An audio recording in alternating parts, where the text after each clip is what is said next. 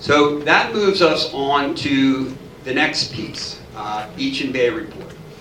So we're, just as we did with the last one, we're going to break this down into two segments. We're going to start with the bay, and then we're going to go to the beach. As was mentioned, and if you weren't here, and if you were anywhere other than here, you probably didn't appreciate the extent to the Mother's Day storm. A typical nor'easter is 2 or 3 days, and this was the guest that just wouldn't leave. It was about 5 full days that we had a lot of issues here. And it not only wreaked havoc with the beach, and we've all seen the pictures, but with the bay. There's an article that I think is coming out in the next issue of 7 Mile Times that Dr. Lenore Tedesco from the Wetlands Institute submitted. And I encourage you to read that, because we had a lot of issues in the wetlands. The wetlands are used to draining and then coming back up and draining, and they didn't drain. In fact, here's a picture of what went on during that time period. These are just your ebbs and flows of your tide, right? High tide, low tide, you go through a cycle twice a day. And the left-hand side is before the storm hit, going up and down around a 0 point. So what happened when the storm came in? If you look at those kind of low positions there, they're almost as high tide. The water did not go out. This really created a lot, you know, the wetlands is a very sensitive environmental area. And when these things flood and don't drain, as I said, for the wildlife back there and everything operating the way it's supposed to operate, it creates a lot of problems. So fortunately, we're probably on top of this more than anyone with the Innovation Center and the Wetlands Institute. I encourage you to read that article and become aware about how the wetlands is impacted by this, and not just on the beach side that we see quite a bit of. So let's talk a bit about the bay. When the tides come up and down in the wetlands, there's silt in sediment that is out there in the wetlands, and it tends to migrate into our channels. And then it goes from our channels into our lagoons, which is where people keep their boats and, you know, have to get out of the lagoon to get out into the bay or to the ocean. So periodically, we need to dredge that. We need to get rid of that sand. In fact, the irony is that, you know, we're always trying to get more stuff on one side of the island and less stuff on the other side of the island, but it's part of living on an island. The last time we dredged was 2017, and it was kind of late in our cycle, and we had to deal with an awful lot of sediment. So we don't anticipate having, that was like a 10-year cycle. We're getting to the point, I'm going to show you some of the pictures, that we're going to need to think about dredging. The good news is we monitor this annually. Actually, since that dredge in 2017, the Coastal Research Center at Stockton, who measures all our beach numbers, has started measuring our bay numbers. So this gives the borough some quantitative information from which they can make decisions regarding what do we need to do and when do we need to do it. So if we look, this is just a big picture of the island, kind of like Mark showed, but now what we're not looking at where the water is coming into the island, but the color codings here are our bays, our lagoons. And the more cool colors, the blue colors, the green colors, are where we're at reasonably high depths. And as we start to go into the yellows, orange, and reds, that's where we start to get into trouble. So we have this picture for the entire island. Now, when we pulled sand or silt out in 2017, we took 100,000 cubic yards out, which is a lot. I always try to convert that. That's like 5,000 dump trucks. And at that point in time, that was 5,000 dump trucks that had to go over the 96th Street Bridge, but we won't get into that. So this is a lot of stuff. And our annual redeposition rate, again, because we have these numbers from the CRC, is about 10,000 cubic yards a year. So we took out 100,000, about 50,000 of that is back. So this is why now is the time to start paying attention to this, to plan what we need to do and when we need to do it. So I want to show a different look. So this is a picture I got from the yacht club. Sent me this back, I think in February, saying, Geoff, do you know what's going on with dredging? Because we got a problem. This is on the bay side. This isn't on the lagoon. This is the bay side. And the problem, I don't know that these, I don't know what they do when the docks come out or don't come out, but this is low tide, and you can see that's sand there. So they're having a lot of issues there. In fact, their whole harbor, I'm going to show you some pictures of. So this is data that we get from Dr. Farrell. This is, so you're looking at a overhead, an aerial, looking down with the yacht clubs kind of in the middle there. And two color codes here. The green is where you're in a 3 to 6 feet. So that is the depth of the water at mean low water. That's where we pay attention at low tide. Okay. Why 6 foot? 6 foot is what we tend to dredge to, 6 plus 1 to give you a margin of error there, because that's navigable. So when they do the intercoastal waterway, when the Army comes in and does the channels, try to make sure everything is deeper than 6 feet and will be sustained at that level for some time. When you get below 3 feet, that's when you can start running aground. So that becomes a danger area. So this is what that area looks like a year after we did the dredging. And you can see there's a fair amount of green area there that's already below 6 feet, and that's just a year later. If we look a year after that, now we've seen how that green area has grown in substantially, but also that red area that I've showed you up here, that was the one we had the picture of recently. Okay, that's already a problem back in November 2019.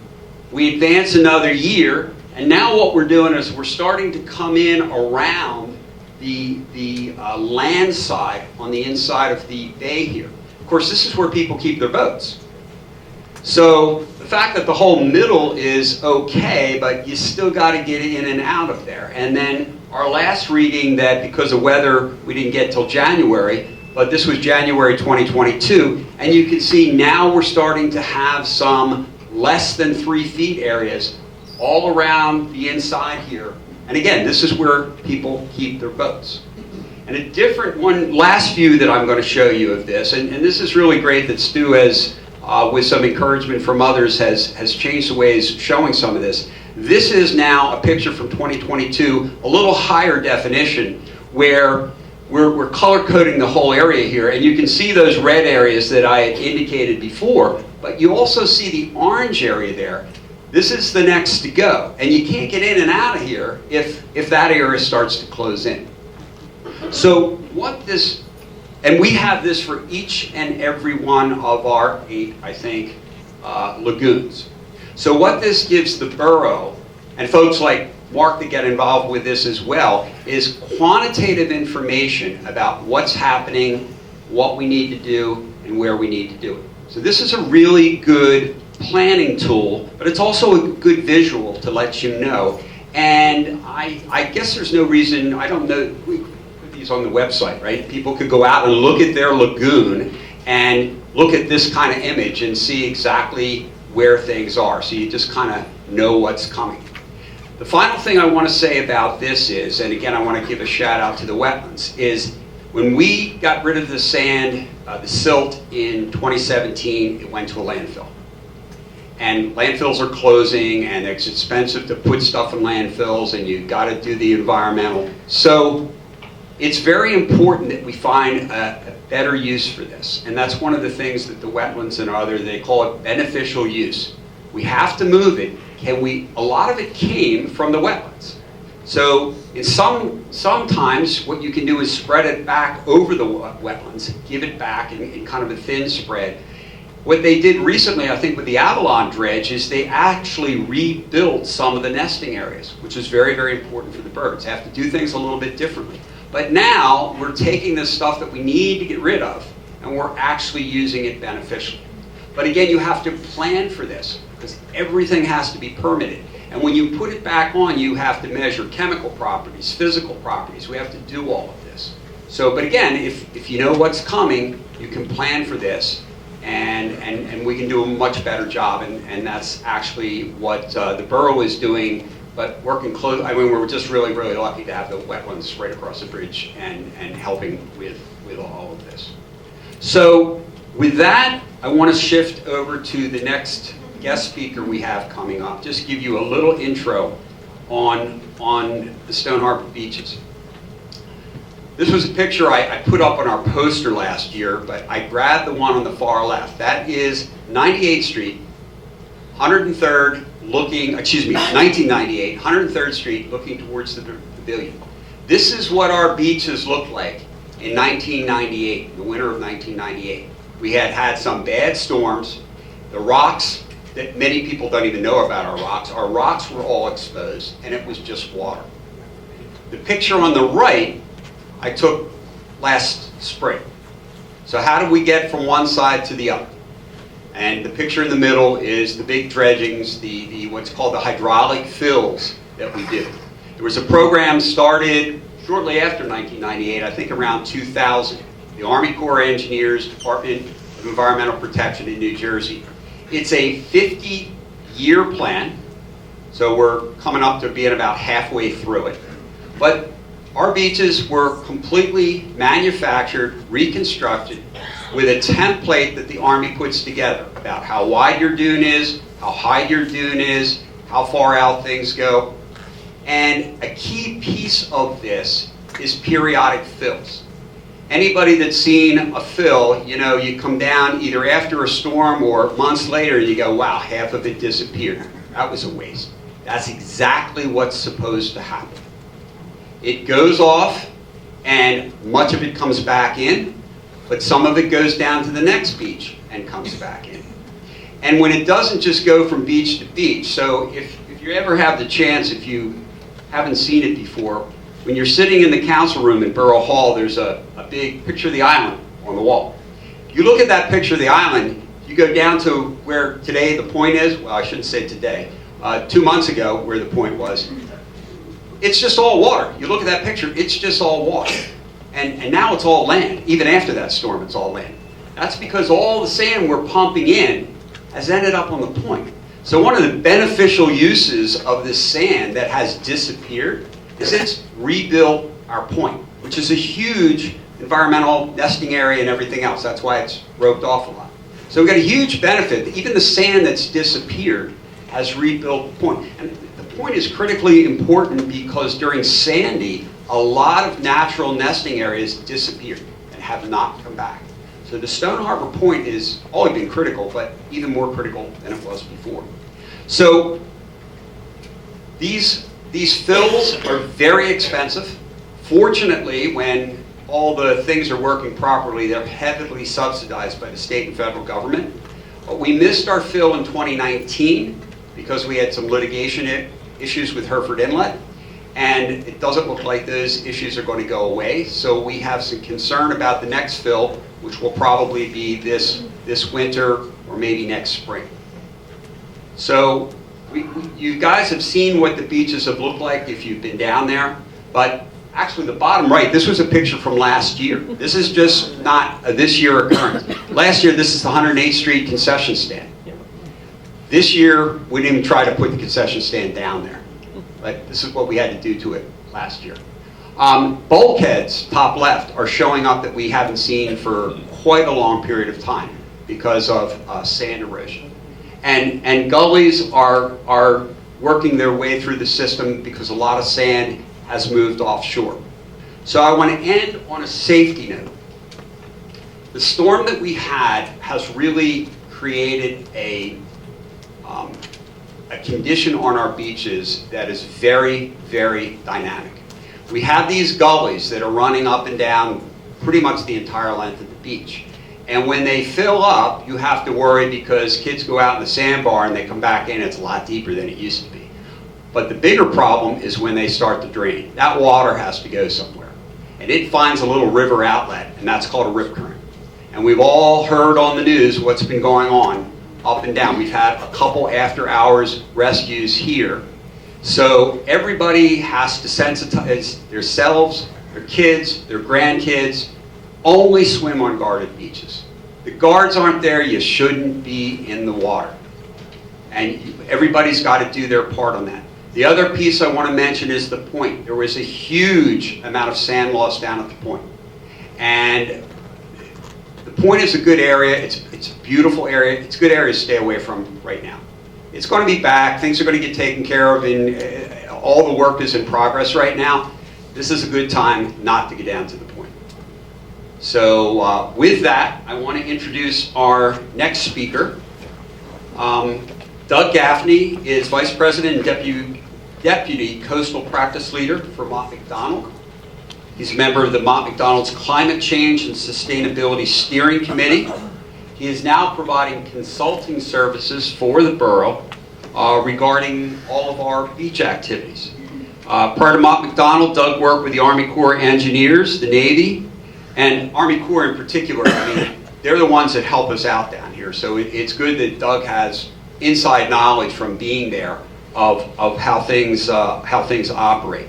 He's also a board certified coastal engineer and professional engineer in the state of New Jersey. And Doug is going to talk now about both near-term and longer-term opportunities for us. Mark talked about our flood master plan. It's now time, in Chapeau's opinion anyway, we need to get a master plan for the beach, because we got some issues today, but we're going to have them for a long time to come. So, without any further ado. Thank you, Geoff.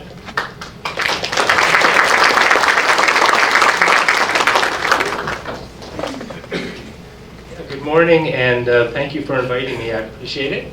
Hopefully this will kind of tie in nicely to both what Mark said and Geoff. And I titled this the moving towards an oceanfront beach master plan, because the flooding plan is there, and it's the same kind of thing. We really want to think about the future. So here's a quick outline of what I'm going to talk about. I'll try to be brief. So just a few Coastal Engineering 101 slides, and then talk about the condition of the beaches and some of the things that we're planning on embarking on in the future. So, until recently, the master plan, if you will, was pretty simple, right? We had the federal beach fill, and we just grew the dunes. And the borough has been extremely successful in growing the dunes. So right now, from a storm protection perspective, you're in a very good position. You have very good storm protection on the ocean front. Okay. The problem is that now things are kind of changing. CBRA means the Coastal Barrier Resources Act, and that's the act where the Department of Interior has determined that you can't use federal money to take sand out of the Hereford Inlet area. So that is a little bit of a problem. Dollar sign, that simply means that things are costing more, and particularly right now we're seeing projects where fuel escalation costs are in the millions of dollars, and it impacts what you can get done for the amount of money that you have budgeted. The beach is in disequilibrium, and I'll kind of explain what that means. But it's really because the dunes are so well built up, and the amount of berm. So berm is kind of the flat portion of the beach where you put your beach blanket. The berms are quite narrow. And then part of the reason for that is sea level rise. Mark showed a slide of that. It's a real thing, and it affects the oceanfront beach in ways that you might not anticipate. And then there's also infrastructure on the oceanfront, which was part of the original Corps feasibility study and authorized project. So many times folks will call them jetties. We also call them groins in the coastal engineering world. And those groins were built way back many decades ago, and they have not been maintained. So it's one of the things we're going to be looking at. Okay, so here's that sea level rise curve that Mark showed, so I don't have to discuss that too much, but I did want to just mention what it means to the beaches. And so you've got a couple of slides here. You've got bluff erosion. I mean, that's exactly what we're seeing, right?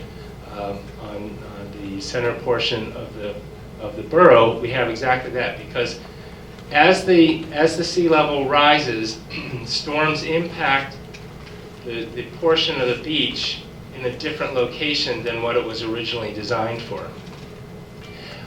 You have wetland mitigation or migration, sorry, or loss. We're seeing that with the drowning. And in a worst case scenario, you can actually breach the island. And then inundation, of course. The middle one is, I think that's Charleston, showing what can happen during a flood. So let's talk a little bit about sediment transport. I like to think of sediment transport as kind of like an appetite that the environment has. And the environment, in this case, ocean waves, a combination of waves and tidal, and the tide, creates an environment that takes sand from one place on the beach and moves it to another place. And when your beach is in equilibrium, the sand from Avalon, for example, will make its way down to Stone Harbor. The sand from Stone Harbor will make its way down into the Stone Harbor Point. That sand will eventually make its way to the Wildwoods. And that's when everything is in equilibrium. When it's out of equilibrium, that's when you have erosion, because the amount of sand coming in is less than the amount of sand leaving. Okay? So we'll talk about two concepts. One is along-shore transport, that means north-south, and cross-shore transport is the sand that goes from the offshore to the beach and back and forth again. So the volume of sand, Q we use, is dependent on wave height, the wave angle, and breaker characteristics. So most of you have probably recognized that in the winter, a lot of the waves come from the northeast, and that drives sediment to the south. But in the summer, those are called the beach building conditions. The sand and the wind comes from the south and pushes sand back onto the beach. So seasonally or longer term, the beach, as I said, tries to reach an equilibrium. And if there's enough sand in the system, then you have dynamic equilibrium. If there's not enough, you'll get erosion. Okay. So this is the kind of work that we do when we're trying to quantify the amount of sediment and where the erosion is taking place. And you'll notice, see those black bumps? Those are representative of the volume of material that's in movement, right? And so it's actually interesting that it's not right on the beach. It's actually in the near shore, the surf zone and the tidal area, where a lot of that sand is being picked up by the wave action, mobilized, and then sent down drift.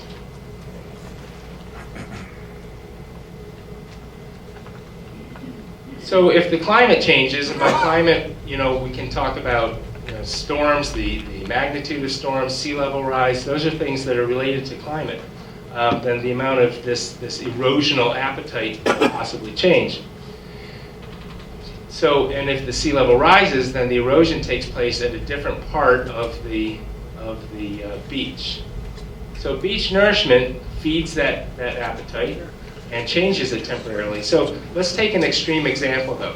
If you were to, instead of applying the beach fill uniformly, from one end of town to the other, you were to put a big bump in the beach. Well, that bump would be sticking out into the ocean, and the ocean would say, oh my goodness, what's this big bump?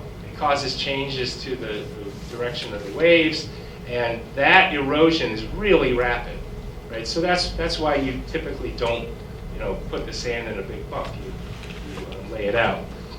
And also, jetties and other structures can alter that erosional appetite. And then storms, certainly, that's a short term. So think about this too. When we use the term climate, we think about long term. A storm is kind of a short term event. But if you think about 10 years in the climate, you have storms. So storms by themselves are part of the climate, but as the storms maybe increase in intensity, duration, etc., then it throws your climate off. Okay. So here's just a This is actually a beach in New York, and this is the kind of cross-shore storm erosion modeling that we do. Oops. Let me get down here. Seems to be moving.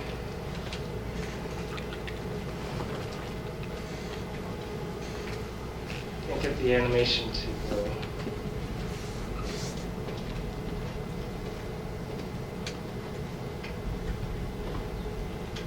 There we go. Okay, so this is a Hurricane Sandy, and you see what happened, right? As the tides changed, that was kind of animated quickly. As the tide changed, it finally got up to that dune, and it took that dune out. Once the dune is gone, then the uplands erode, or sorry, then the uplands are inundated. So you're in a pretty good position there. But what I want to show is how that relates to our beaches. So a couple of things. This is a very busy graph, but you see the brown. Is there a laser pointer?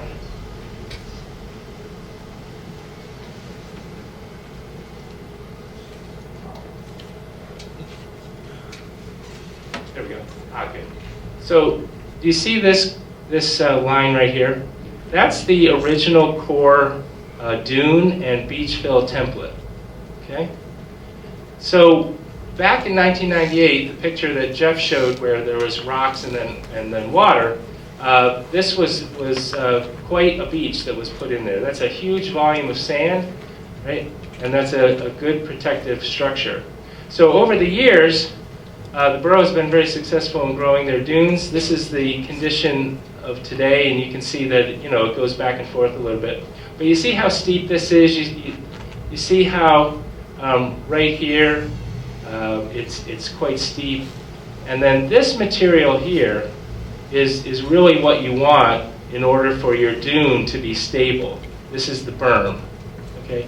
And so what we see, like this black line, the black line is 2021 October of last year, and you can see that it's down here. So even as we entered into the winter season, we didn't have this berm here. So that berm is important for the stability of the dune. If you don't have it, then what you get is what you see now, which is the scarping. Okay? And that scarping is that steep erosional face. So some of the things that we can do when we consider different approaches, we can enhance the dunes, and in this case what we're doing is we're increasing the elevation of that.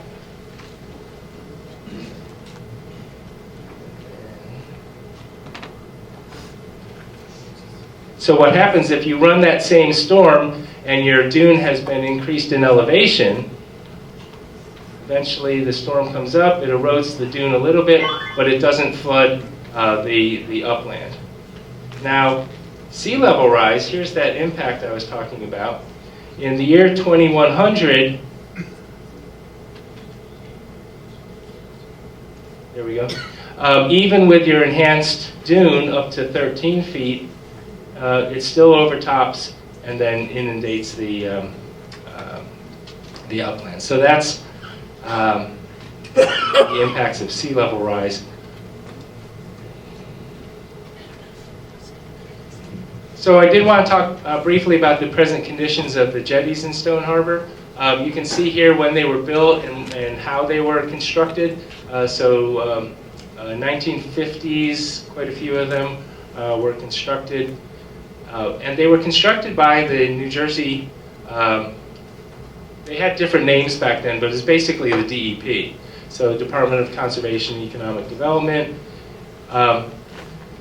So the thing about any coastal structure is it needs to be maintained, and if you don't maintain it, it deteriorates. That's kind of obvious. Anything deteriorates. And I think my point here is that in 1996, 97, when we developed the project for Avalon and Stone Harbor at the Corps of Engineers, these groins were actually in pretty decent condition, and the rate at which the beach fills would erode was based on those groins working, right? So if the groins aren't working, if the jetties aren't working, then that means that the beach fill that the Corps of Engineers puts on doesn't last as long as it's supposed to.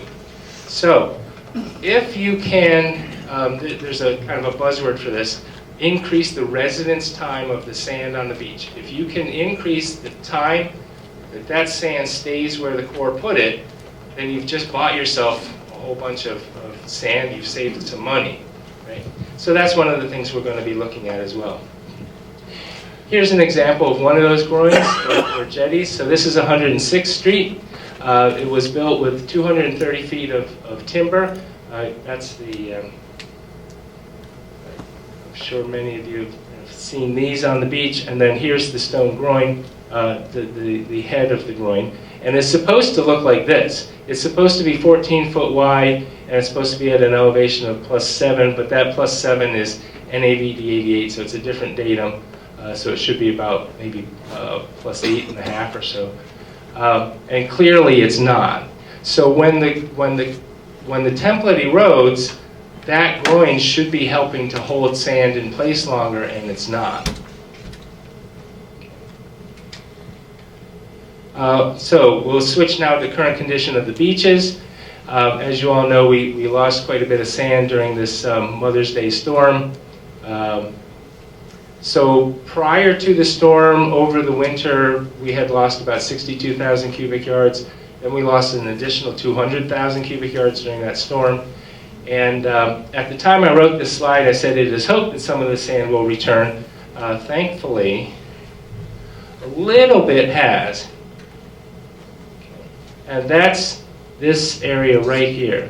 So we have some profiles from Dr. Farrell about 2 weeks maybe after the storm, and we're getting some more, I think very soon, maybe even today.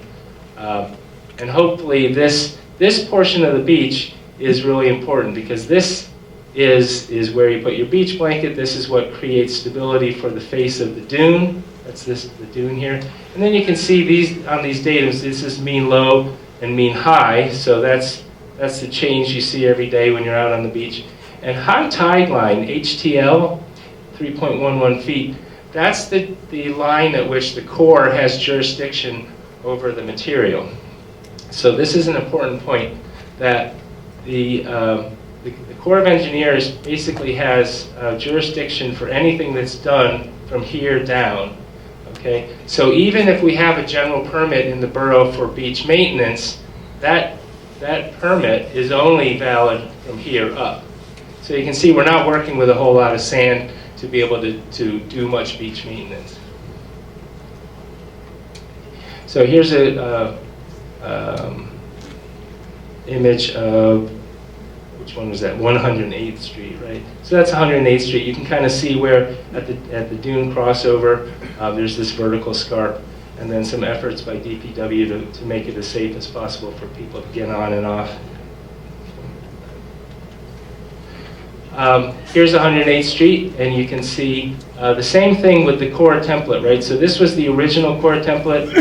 This is the present Corps template, but you can see how unstable this edge of the dune is, right? It's too sharp. There's not enough beach berm in front of it in order to keep it stable. Okay. So I mentioned permits. We do have a general permit number 2, which allows routine beach maintenance, and it does expire in September of 2022. So one of the first things we need to do is renew that so that there's no gap in coverage. We've also asked for an emergency authorization to repair the vehicle access at Stone Harbor Point. That's being considered right now. And then in the future, we want to look at individual permits to allow a lot more flexibility in what can and can't be done on the beaches after a storm event. So to that end, we have a proposed feasibility study, and in that feasibility study, we want to look at a variety of different things that can be done to help stabilize the beach. Some of those things will be extremely costly. Some of them will maybe fall into the category of cost effective, something that the borough wants to plan for and continue with the design. But at this point, we want to have it open so that we're looking at all the different options that could potentially exist. Now, once we come up with a couple of options, we're going to have to do numerical modeling, because the agencies, the Corps of Engineers and the federal resource agencies, are all going to want to say, oh, well, if you do this, what are the impacts of that? How are you going to damage environmental resources? Or, how are you going to damage updrift or downdrift sand sources? So that's what the numerical modeling does, is it allows you to have a tool to do what-if scenarios and to be able to go back to the agencies and say, this option that we would like to pursue, we believe is beneficial, and here's why. So after all that, we would have a preferred design. And just real quick, these are the types of images that you can get from numerical analysis or numerical modeling. We can look at wave propagation, and as you saw in some of the other slides that Mark had, the colors generally represent, cool is lower, red is hotter. These are tide hydrodynamic models, and the magnitude and size of the arrow indicates the velocity. And in an image like this, it's just looking at sediment transport. Where's the sand going, and you can run the model through time and figure out, okay, how much sand is going to accumulate in one place or another. So as we think about this potential future feasibility study, we're going to be looking at all sorts of things. You've got your jetties and groins that I mentioned earlier, maybe even breakwaters, right? So breakwaters are shore parallel, and what they do is they reduce the amount of wave energy in the lee of the structure or behind the structure. Sometimes there's things you can do like submerged weirs, and then other types of permeable groins. So there's a wide range of different options that we can use.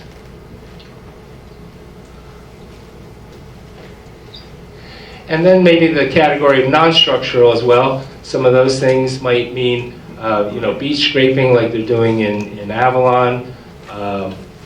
What we have to do is we have to define where that beach scraping could occur.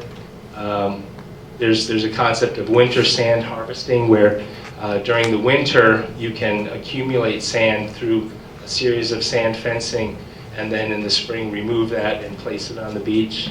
And then there's also a lot of sand in Great Channel that could potentially be used for beneficial use.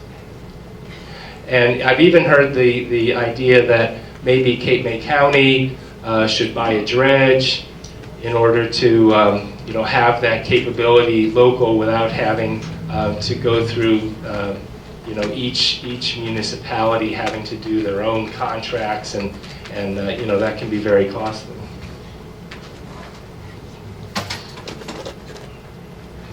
Okay. So I'll just run through the fact that some of these ideas are not crazy. We did this project. I designed it in 2010. It was actually built by the state and Atlantic City in 2012. And these are extensions. So we added about 100 feet to the end of these groins at Vermont Avenue and Massachusetts Avenue. And this location was called an erosional hotspot by the Corps of Engineers. So when they would do their Atlantic City beach fill, this area, which is in front of the Revel Casino, which is now I think called the Ocean Resort, yeah. So this was an erosional hotspot. It was kind of a perennial problem for the Corps, and what we did was we figured out how to keep the sand there longer without being a detriment to the downdrift beaches. So here was the elevation view of the groin, adding 100 feet to that. Okay. And then we also built what's called a low-profile groin. This one was timber, and it was just north of the Garden Pier. And what that does is that helps retain the beach fill, and it's basically 6 inches higher than the beach fill elevation, right?